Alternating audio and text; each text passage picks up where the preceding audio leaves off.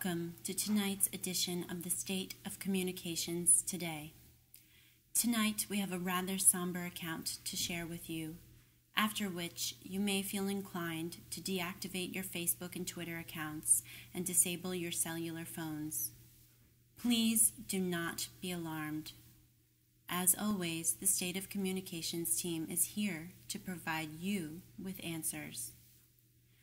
The rapid transmutation of technology enables us to experience the world indirectly much of the time.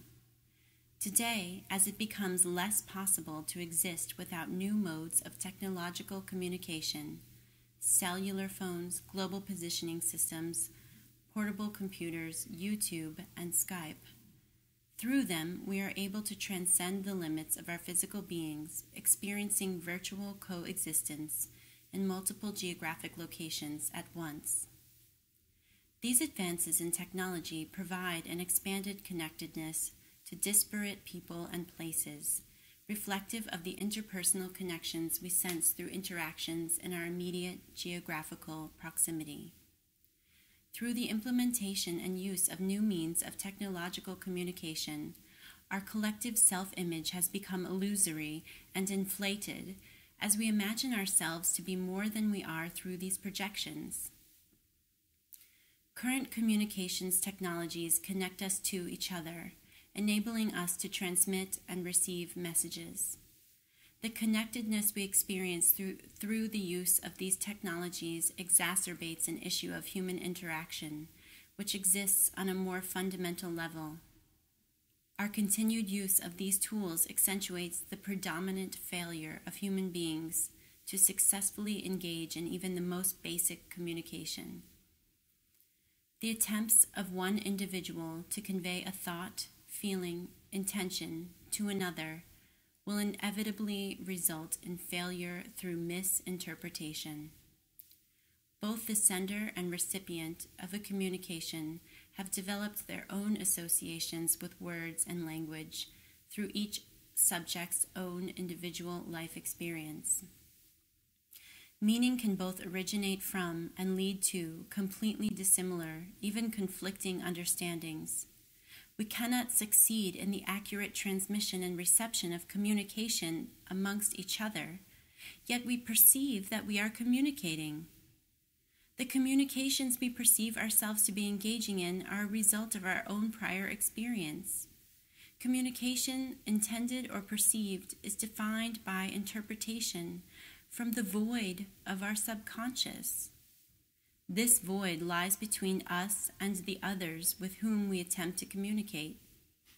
Today, the implementation of new devices for technological communication become additional mediators, interferences which emphasize the futility of communication against each other.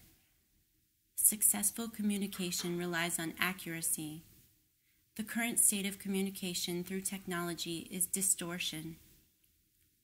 If we cannot succeed in the transmission and reception of information between ourselves and others, then who or what are we communicating with? Next time on the State of Communications Today, the void in communication. Who or what are we communicating with?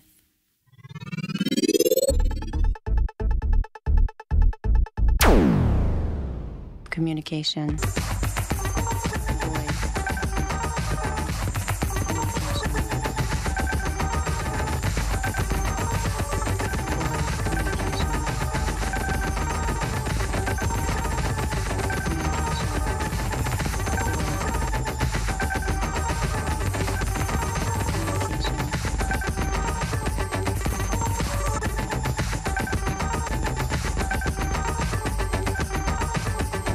The void in communication means everything. Hysterically initiating communication begins. I aim to potentiate infinite communication.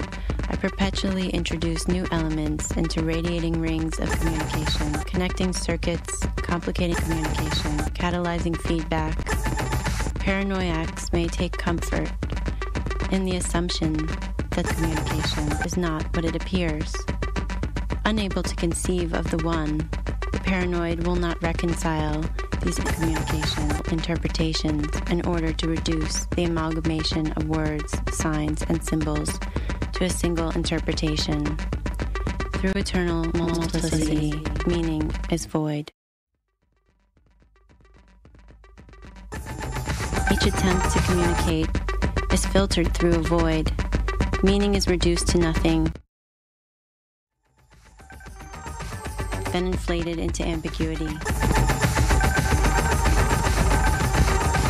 Fragments of language, sound, image, text depart from the origin of intent and are stripped of specificity in a void, a vacuum of instability.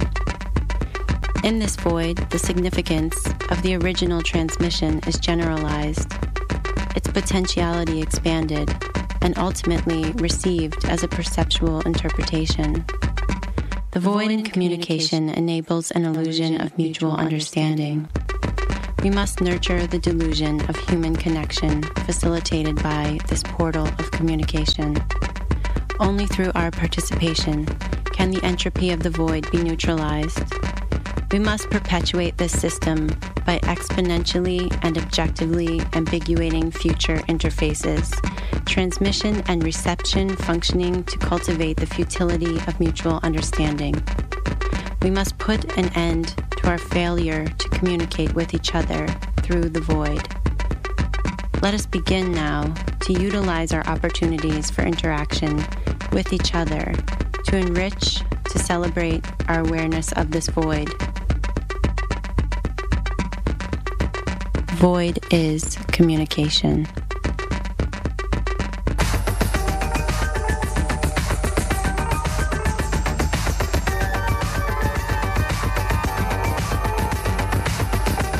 Void is communication.